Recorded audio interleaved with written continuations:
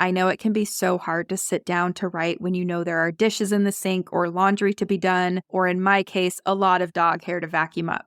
This is something I definitely need to work on because in almost all scenarios, I know that I will prioritize cleaning or doing chores or whatever, and I will blame it on my brain needing a clean space to do the work, which is probably partly true, but I also know somewhere in the back of my head that it's kind of a cop-out. Welcome to the Fiction Writing Made Easy podcast. My name is Savannah Gilbo, and I'm here to help you write a story that works. I want to prove to you that writing a novel doesn't have to be overwhelming. So each week, I'll bring you a brand new episode with simple, actionable, and step-by-step strategies that you can implement in your writing right away. So whether you're brand new to writing or more of a seasoned author looking to improve your craft, this podcast is for you. So pick up a pen and let's get started. In today's episode, you're going to hear from 5 different coaches and editors on how to manage your mindset while writing your book. At the end of last year, I polled you, my lovely listeners, and I know that so many of you are working on your first drafts, maybe even your first draft of your first book ever, and you're coming up against some common roadblocks that almost all writers face. A lack of time, perfectionism that says everything you write is terrible, self-doubt that makes you question everything you're doing, and so on and so on. These are all very common hurdles that new and experienced writers face. So the very first thing I want you to know before we dive into the episode is that if you're struggling to start your book or finish your first draft, you are so not alone. And second, this episode is going to help you with some of those mental and emotional roadblocks. So what I did is I asked 5 book coaches and editors to share their number 1 tip to help aspiring writers get to the end of their first draft. So you're going to hear tips from Candace Coakley, Sam Henke, Jenny Luke, Carla Diaz, and Sam Cameron, all geared towards helping you build the writing life you want, overcome some of the most common mental and emotional roadblocks that hold writers back, and start making heaps of progress on your book. So without further ado, let's dive in, starting with a tip from Candace Coakley, and she's going to talk to you about having compassion for yourself as you go through the messy process of writing your first draft. Let's take a listen.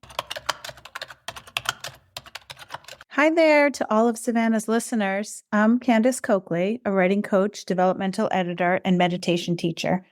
I am passionate about helping writers craft and share transformative stories, whether through a compelling memoir or an unforgettable novel. Today, I want to talk about something that affects every writer at some point, being kind to yourself during the messy process of writing your first draft. It's so important to have compassion for yourself. I often see writers unnecessarily beating themselves up. Here's the scenario. A writer sits at her desk, ready to tackle her first draft.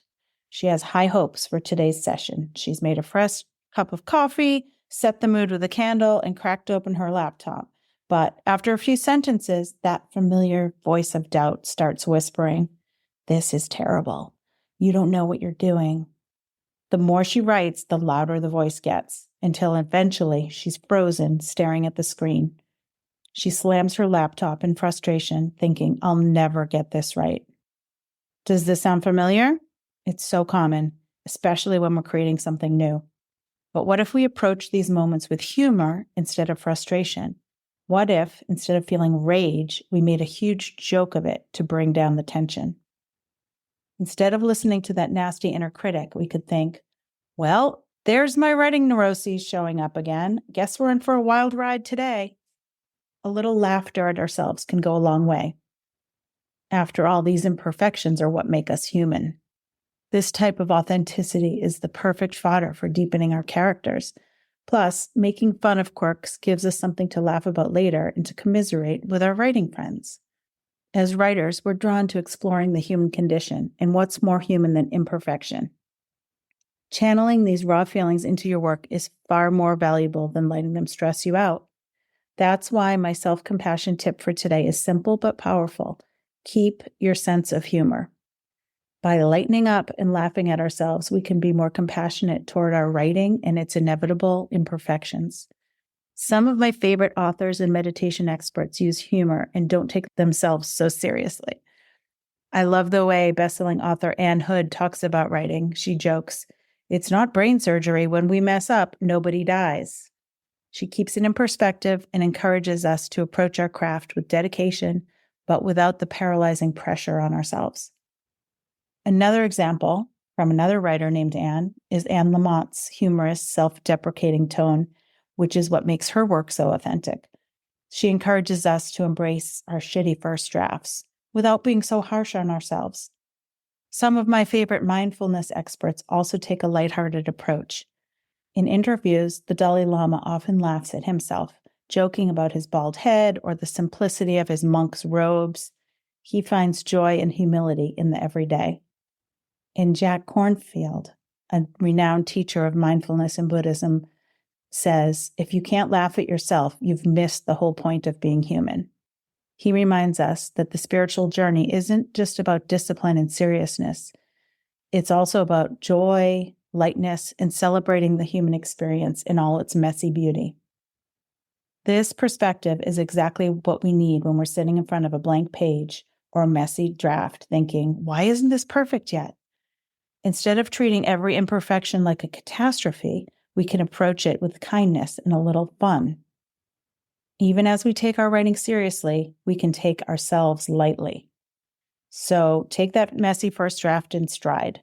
Keep your sense of humor and remember that your neuroses and imperfections are part of the journey, maybe even the best part. Embrace it all and use it to deepen your story, your characters, and your writing life. To wrap up, I want to share a quick way to bring compassion and humor into your writing practice. It's called self-compassionate reframing. So here's what you do. When you catch yourself thinking negative thoughts like, this is terrible, I'm a bad writer, pause and reframe it with humor. Even bad puns or silly jokes work. For example, if writing bad dialogue is a crime, lock me up. Or plot twist, the real genius of this chapter is its ability to confuse even the author. Sure, it's cheesy, but you get the point. Crack yourself up. A good laugh will trigger the endorphins and put you in a better mood about your shitty first draft. If you want more self-compassion mindset ideas, there's a list on my website called Take Your Writer Self Less Seriously.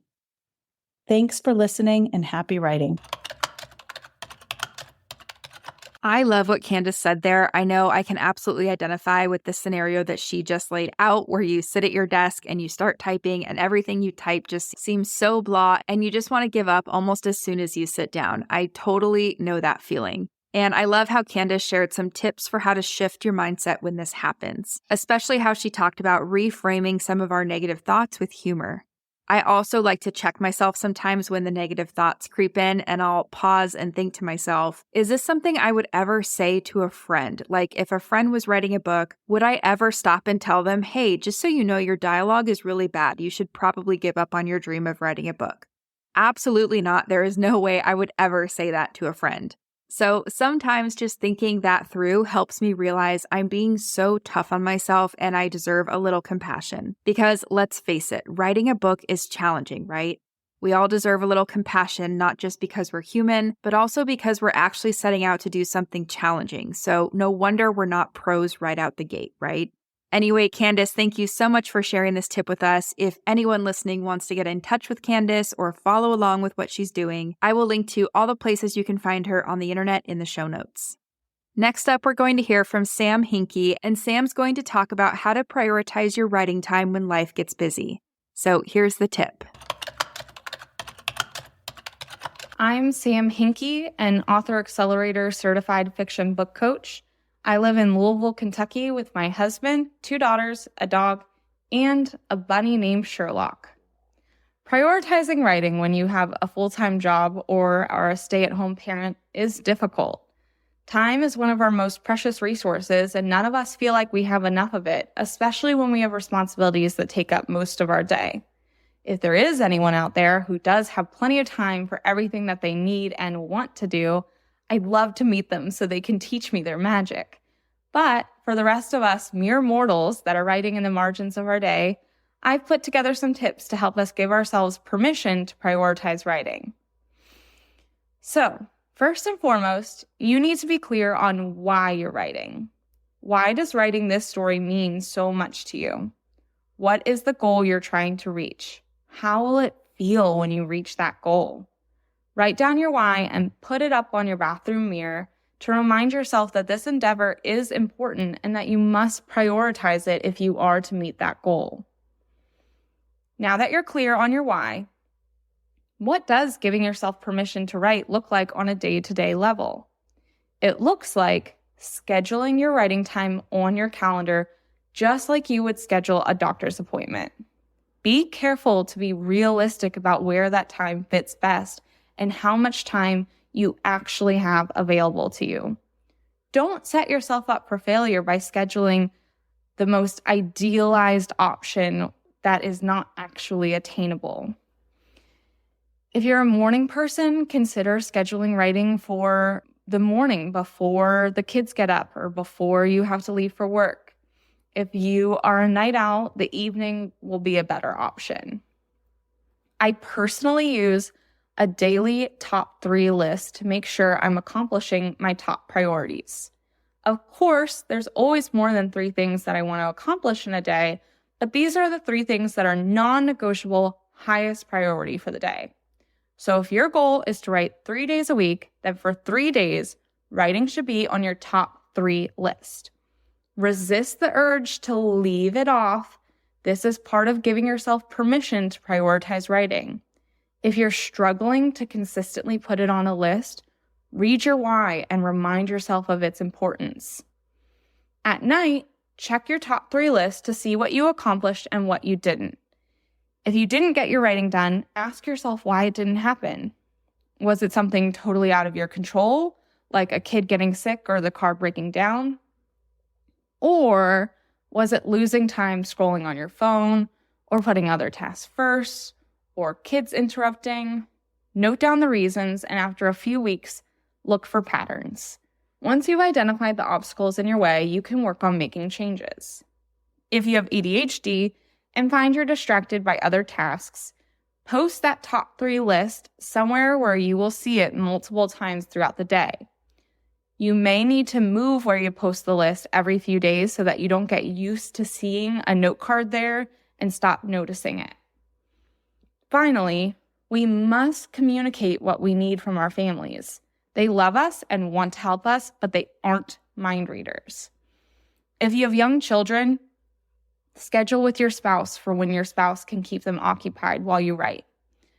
I strongly encourage you to share your writing goals with your kids so they understand why it's important to you. Check in with your kids and tell them how your draft is coming along and celebrate with them when you hit a milestone. Kids, especially young kids, are more cooperative when they feel like they're involved. If you have older kids or teens who have a habit of interrupting because they simply forget that you're busy, it is absolutely fine to hang a writing in progress sign on the door to remind them that you're busy. Brainstorm with your spouse on ways to simplify life, even a few days a week. This might look like ordering grocery pickup or delivery, your spouse taking over cooking a few nights a week, or your spouse handling bedtime on their own so that you can start writing earlier in the evening. In summary, get clear on why writing is important to you and prioritize it like any other appointment. Use a daily top 3 list to identify obstacles and communicate the support you need from your family.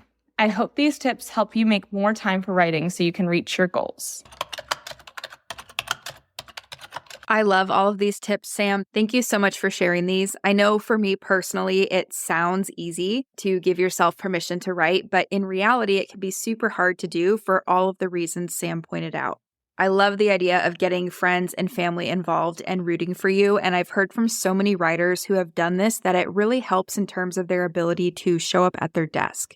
One of the writers in my Notes to Novel course recently shared with me that during dinner, her family does a little check-in on each of their days or the different things they're working on, and she loves having that time and space to update her family on her novel. And she even said that recently she's been getting her kids involved in brainstorming things for her book as well. She said they don't always come up with the best ideas, but talk about a fun family activity that really helps your kids and your spouse feel a rooting interest in your book, right? I think that's so neat. So anyway, thank you, Sam, for sharing these tips with us. I will, of course, post all the links to where you can find Sam around the internet in the show notes. All right, next up, we're going to hear from Jenny Luke on the idea of having the courage to write your first book and really owning the idea of being a beginner. So here's the clip. G'day, it's Jenny here, and I'm so excited to be part of this podcast episode because I love sharing my passion for writing anytime I can. I'm an author, professional copywriter, and certified book coach, and I'm happy to say I've made my living out of writing for over 15 years now. I love all things writing, but I also know how tricky it can be to keep your head in the game when you're starting out as a new writer or you're deep into a big writing project like drafting a novel. As an active writer and writing coach, I'm pretty familiar with the crazy roller coaster ride of drafting a novel, and I love helping writers find their groove and rise to the challenge. Taking on a novel-length project is thrilling, but it's not for the faint-hearted, and mindset can be so important to see you through. So today I want to zero in on 2 key mindset ideas that I believe can be super useful in helping you successfully finish your first draft.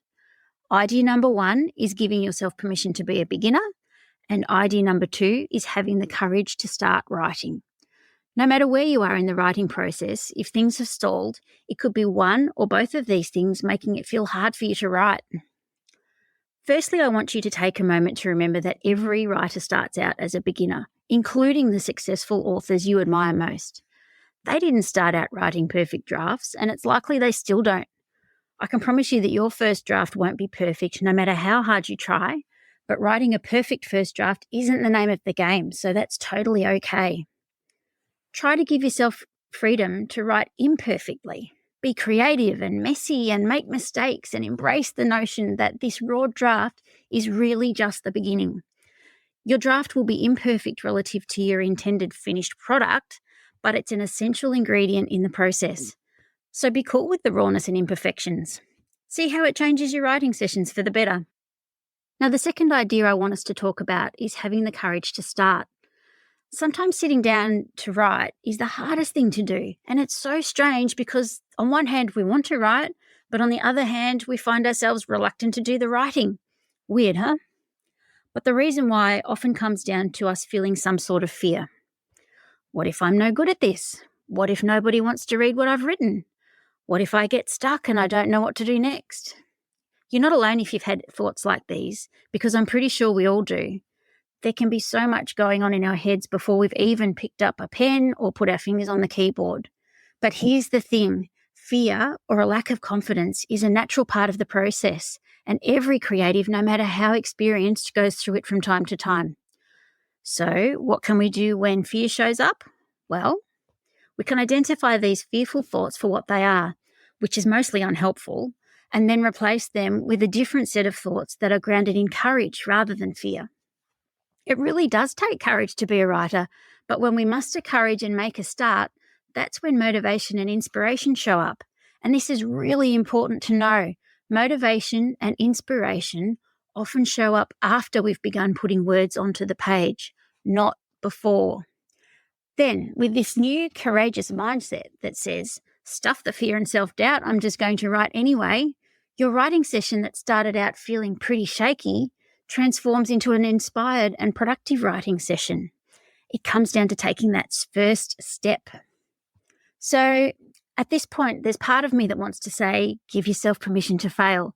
But I also want to tell you that in writing, you actually can't fail. Writing is a process of trial and error, and it's iterative in nature.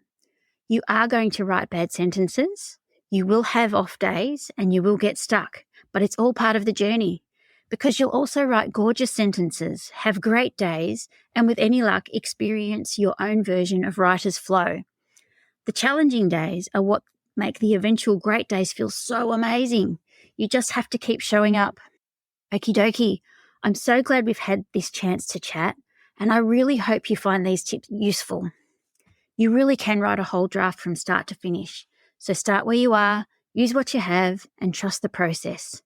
And remember what that wise fish once said, just keep swimming.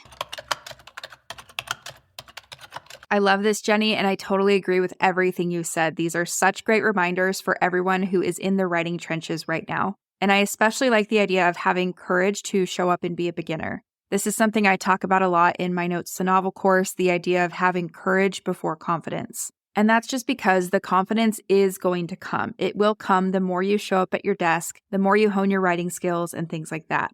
So yes, we might not have confidence right now, but we are all capable of tapping into that source of courage we have inside of us that helps us do hard things. Even if you're brand new to writing, you can tap into this well of courage and let it propel you through your first draft. That is absolutely true. So thank you so much, Jenny, for sharing these tips with us. And for my listeners, I will link to where you can find Jenny around the internet in the show notes if you want to get in touch with her. Next up, we're going to hear from Carla Diaz, and she's going to talk to us about letting curiosity guide our way forward. Here is the clip. Hello, my name is Carla Diaz. I am a bilingual author accelerator certified book coach, a story grid scene writing workshop coach, and a developmental editor. I support writers in English and Spanish in taking their stories from an idea to a finished draft on which they can proudly sign their names. Today, I'm excited to share how writers can spark their creativity just by staying curious. According to the online Oxford English Dictionary, curiosity is defined as a desire to know or learn. In the best way, it's that eagerness to explore anything new or unusual. Curiosity is such a wonderful part of being human. Without it, we might not be where we are today. Just think about our ancestors. They ventured out of their caves, were eager to explore the world, and even crossed oceans to discover new lands. It's astonishing how curiosity drives our minds to grow and our civilization to flourish. This trait is incredibly valuable for writers. By nurturing their curiosity about the world around them, writers can discover answers to their own lingering questions and, in doing so, provide readers with the insights they are eager to find. When writers lack curiosity, their storytelling can become stagnant and uninspired. Without curiosity, a writer may fall into the trap of relying on cliches and predictable plot lines, leading to a narrative that feels formulaic. The writing process can become mechanical, with the writer merely going through the motions rather than crafting a narrative that captivates and challenges the reader. This can lead to a disconnect between the writer and their audience, as the story fails to evoke the intended emotional response or provoke thought. Curiosity is essential for writers to create dynamic, engaging stories that resonate with readers and leave a lasting impact. The good news is that writers are curious by nature. They have a fearless spirit when it comes to asking questions. This curiosity inspires them to explore intriguing what-if scenarios, dive deep into their character psyches, and uncover the rich nuances of their story worlds. The 5 W's are always nearby: who, what, where, when, although not technically a W, how, and why. Who are the characters? What is the plot? Where is the setting? When is the timing of the story, or when does it take place? How pertains to the story's structure or transformation arc, which might include a single, combined, or group protagonist? And why is the theme? Nurturing a mindset that actively seeks fresh perspectives and insights is key to keeping the spark of curiosity alive in your writing. Here are some strategies to help you maintain that curiosity in your daily life and as a driving force in your writing. Practice mindful observation. Take time to notice the details in your surroundings, whether it's the texture of a leaf or the rhythm of a bustling street. Paying attention to the small things can spark curiosity and inspire creative thought. Engage in active listening. When conversing with others, focus on truly understanding their perspectives. Ask questions and seek to learn from their experiences. This practice not only fuels curiosity, but also deepens your connections with others. Set aside time for reflection. Dedicate a few moments each day to reflecting on what you've learned or observed.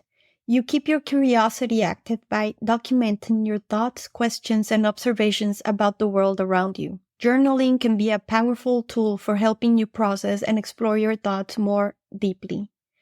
Embrace the unexpected. Allow yourself to follow unexpected paths and explore new interests. Whether you take a different route home or try a new hobby, embracing the unexpected can lead to delightful discoveries and fuel your curiosity. As mentioned before, ask what if. Constantly pose hypothetical questions about your characters, settings, and plot. This practice stimulates creative thinking and can lead to unexpected twists and developments in your story. This one is super important. Study masterworks. Masterworks are stories that have endured and resonated with readers across generations. Studying masterworks allows us to develop pattern recognition by identifying the structural elements that consistently engage readers. It also exposes us to genre mastery by helping us understand genre conventions and obligatory moments. Challenge assumptions. Don't take anything for granted in your writing. Question established norms and conventions and consider alternative viewpoints. This mindset can lead to innovative storytelling and fresh insights. Engage with diverse media. Explore various forms of storytelling beyond books such as films, theater, and even video games. Each medium offers unique narrative techniques and can inspire fresh ideas for your writing. Travel and explore new environments. If possible, visit new places and immerse yourself in different cultures. The experiences and stories you encounter can provide rich material for your writing. By integrating these practices into your routine, you can maintain a vibrant sense of curiosity that continually fuels your writing. Remember, the ultimate goal is to generate catharsis, that satisfying release of tension and emotion which is only possible when curiosity has been skillfully maintained throughout the narrative. So tell me, how do you ensure curiosity remains a central part of your writing process? This is such a great tip, and I think that curiosity is something we're all born with and can exercise like a muscle. I really resonate with what Carla said about asking why to everything too. For me, this is so much fun to do, whether it's asking why about my character's motivations or asking why a certain genre convention needs to be in a story in order for it to work or whatever it is.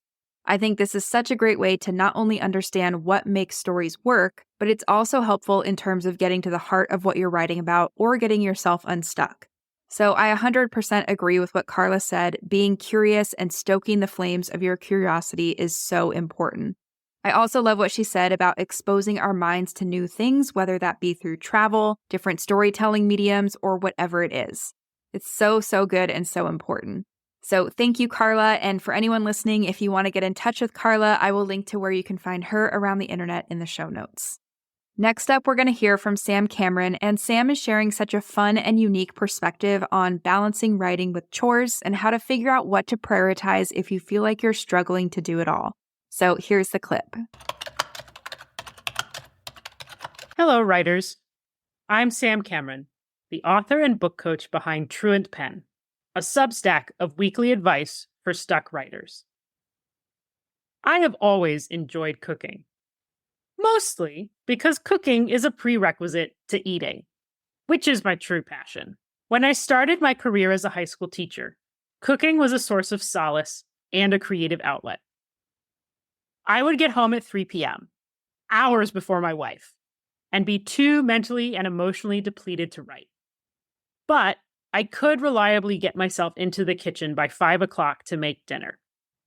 It was a pleasure to give my overtaxed brain a break while my hands were busy. Sometimes podcasts and music kept me company. Sometimes I cooked alone with my thoughts.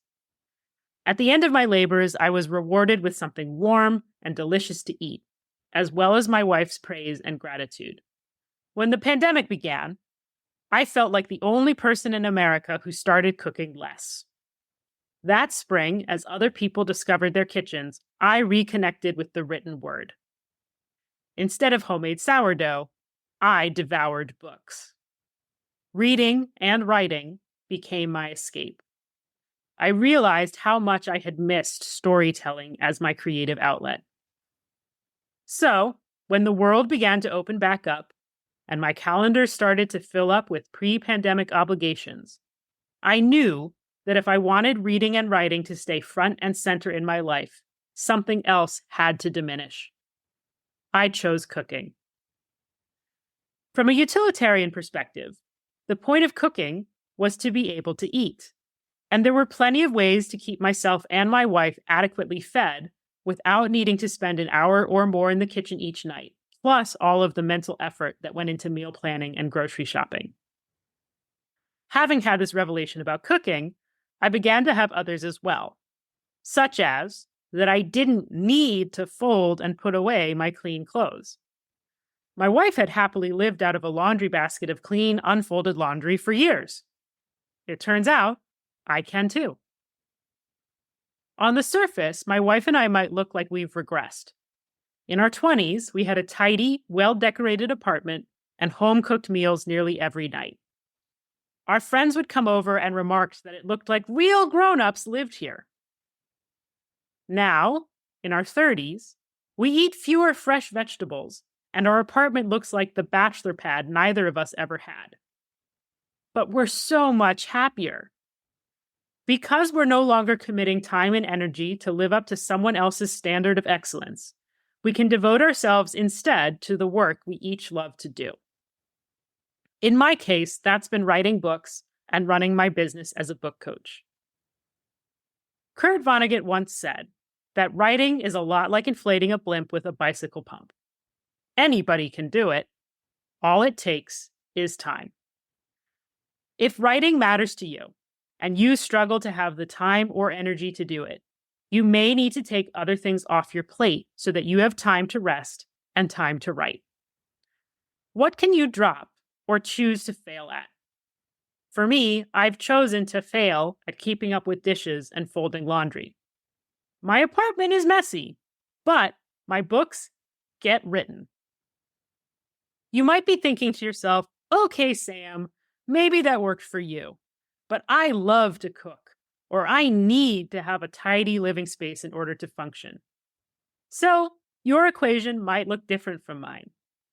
Maybe your answer is to share responsibilities with someone else, such as a partner, or a child who is ready to take on some more responsibility at home, or a neighbor your kids can carpool with.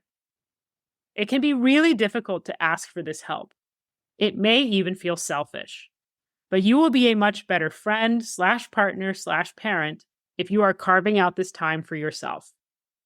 My recommendation is to audit how you spend your time to help you figure out what is truly essential to your functioning and to the well-being of your loved ones, and then to figure out what to drop, streamline, or where to ask for support so you have more time to rest and write.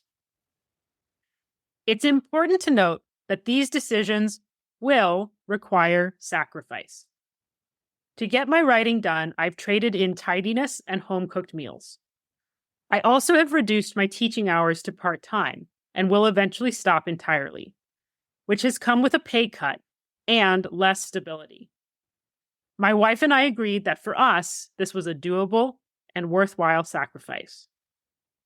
What does that trade-off look like for you? What are you willing and able to give up so that you have the time and energy to write the book you've always dreamed of writing? I hope you find the spaciousness you deserve. I can't wait to read your book. This is such a great tip, and it's something that I think I personally needed to hear as well.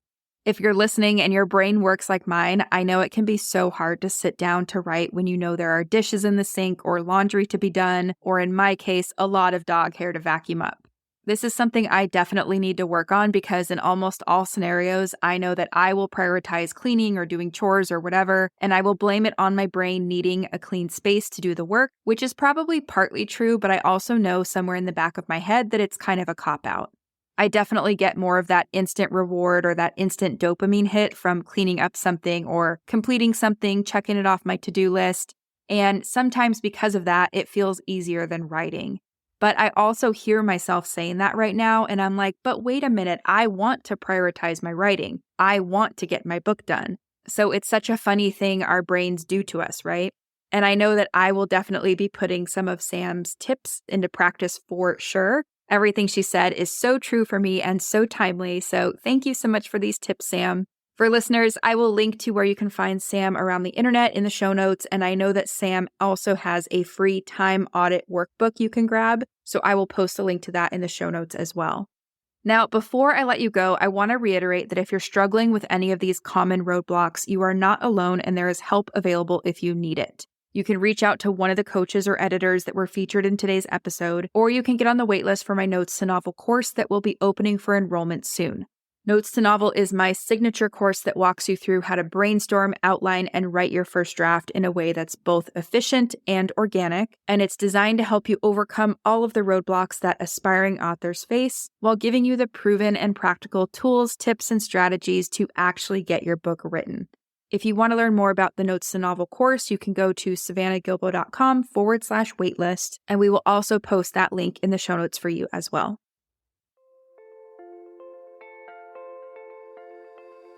So that's it for today's episode. As always, thank you so much for tuning in and for showing your support.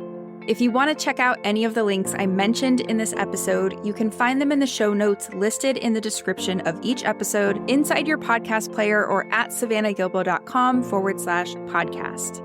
If you're an Apple user, I'd really appreciate it if you took a few seconds to leave a rating and a review. Your ratings and reviews tell Apple that this is a podcast that's worth listening to. And in turn, your reviews will help this podcast get in front of more fiction writers just like you. And while you're there, go ahead and hit that follow button because there's going to be another brand new episode next week full of actionable tips, tools, and strategies to help you become a better writer. So I'll see you next week, and until then, happy writing.